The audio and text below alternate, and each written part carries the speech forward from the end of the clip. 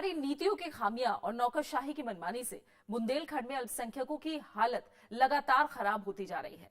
इस मसले पर उनसे राज्यसभा टीवी संवाददाता अरविंद कुमार सिंह ने खास बात की।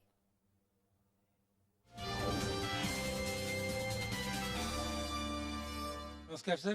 जी सर, ये इलाका है, यहाँ माइनॉरिटीज के मूल इशूज क्या क्या हैं, और खासतौर पर अगर एजुकेशन की बात कहें, यहाँ एजुकेशन के जो तरीके हैं वो बहुत पुराने और बहुत नाकारा किस्म के हैं। वही मदरसे छोटे छोटे, लेकिन उनमें भी काबिल मतलब असातिज़ा उस्ताद लोग, मौल्लिम लोग काबिल नहीं हैं। बल्कि ये तो अभी हो गया है ये सारा सिस्टम मिड डे मील और इसका। इससे पहले भी जो एजुकेशनल सिस्टम था यहाँ का पुराना था, लेकिन रियासत के ज़माने में जो तरीक़ा था जिस तरह से मुसलमानों को और सभी को फैसिलिटीज़, इसकी एजुकेशनल फैसिलिटीज़ और ये सब मिलती थी, वो अब नहीं है।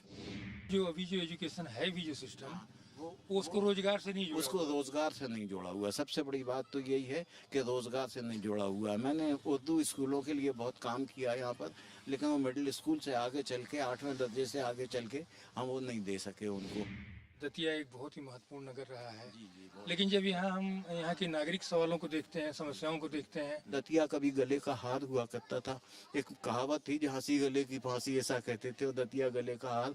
दरअसल यहाँ पर हर तरह के टेक्नीशियंस की, मैकेनिकल लोगों की, हर तरह के सेना तो हिरफत वालों की बड़ी ज़रूरत थी। जो आता था यहीं का होकर रह जाता था। तो उस ज़माने में और आज की दतिया में बड़ा फ़र्क आ गया। कम्युनल हार्मोनी की जो स्थिति है, आम लोगों के बीच कैसा मेल जोल है यहाँ की? एक खुदा का शुक्र इसके लिए अदा करता हूँ कि दतिया में कम्युनल हार्मनी की वो मिसाल जो रियासत के ज़माने से कायम हुई वो आज तक है।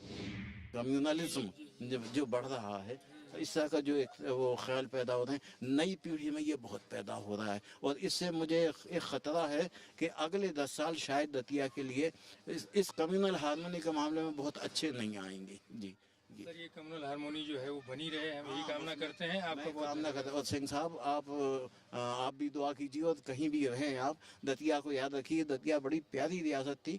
यहाँ पर मेरा ही एक शेर सुन लीजिए आपसे मैं, कि अच्छा हिंदू भी मुसलमान भी खासा हूँ मैं, अच्छा हिंदू भी मुसलमान भी खासा हूँ मैं, यानी कुछ खास किताबों का खुलासा हूँ मैं।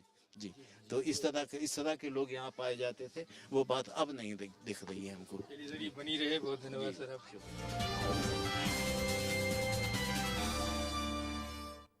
तो हर इलाके में कुछ न कुछ शिकायतें हैं जो चुनाव के दौरान सामने निकल कर आती हैं। अरविंद कुमार सिंह, जिन्होंने मध्य प्रदेश का दौरा किया, हमारे संवाददाता हमारे साथ बने हुए हैं। अरविंद जी, हम जानते हैं शिवराज सिंह चौहान की इमेज अपने आप में बड़ी है, साफ मानी जाती है।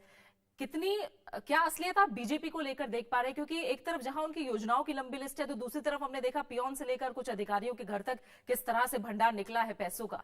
जमीनी हकीकत बीजेपी को लेकर क्या नजर आ रही है? देखिए प्रीति, जहाँ भी किसानों से लेकर के और जो जिन इलाकों में हमने दौरा किया, बेरोजगार नौजवानों से बात की, शिक्षकों से बात की, मध्य प्रदेश में इस समय भ्रष्टाचार एक बहुत ही बड़ा मसला है।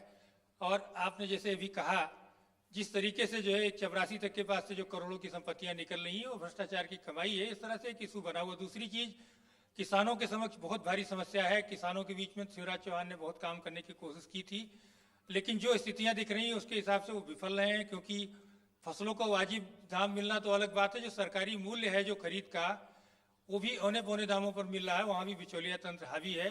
तीसरी चीज, जो इंफ्रास्ट्रक्चर की स्थिति है वो बहुत ही कमजोर है। खासतौर पर ग्वालियर चंबल संभाग में तो जहाँ की शिवराज सरकार के लिए बहुत समर्थन मिला था, यहाँ 34 में से 17 सीटें ये जीत गए थे जो है बीजेपी के लोग। लेकिन यहाँ सड़कों की इतनी बुरी हालत है कि अभी कुछ दिनों पहले हेमा मालिनी ने बहुत ही खराब प्रतिक्रिया की थी। जो ग्वालियर से और दतिया को जोड़ने वाली सड़क है, जो कि झांसी तक जाती है, राष्ट्रीय राजमार्ग है, तो सड़कों की दशा जगह जगह खराब है। बेरोजगारी लगातार बढ़ रही है और बहुत सारे वो है। हाँ, सिर्फ एक सफलता की कहानी है कि जो ग्वालियर चंबल संभाग है वहां डाकू समस्या के उन्मूलन में इस सरकार ने महत्वपूर्ण भूमिका जरूर निभाई है।